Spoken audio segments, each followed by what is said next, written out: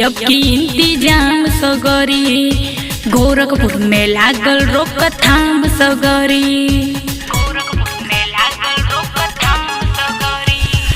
कैसे हुई अब की इंतजाम सगरी, गोरखपुर में लागल रोकथाम सगरी। तुड़ले बाड़े लॉकडाउन गरीबी में हो, तुड़ले बाड़े लॉकडाउन गरीबी में हो।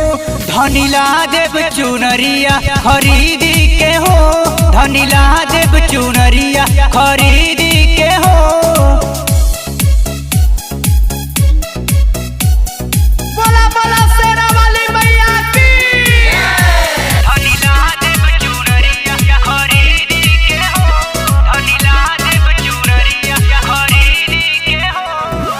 कैसे के पूजा करब माई के हम, कौनो उपाय करे हूँ बोला, कुछ बुझात नहीं खे।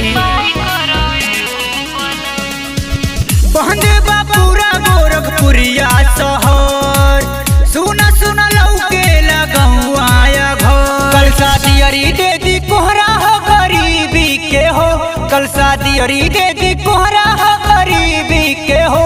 धनीला देव चुनरिया खरीदी के हो, धनीला देव चुनरिया खरीदी के हो।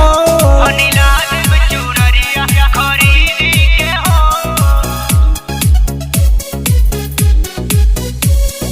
बोला बोला शेरा वाली मैया की।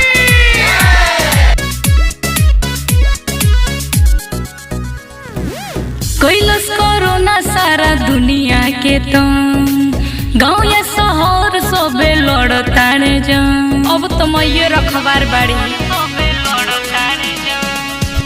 हाथ जोड़ो सपना तो माई के हो, अंत करी है कोरोना के आई के हो। राहुल अमित लई है मूर्ति खरीदी के हो, सोनू मोनू लई है मूर्ति खरीदी के हो। एगो चुनरी ले आई देव खरीदी के हो, धनी चुनरी ले आई देव खरीदी के हो।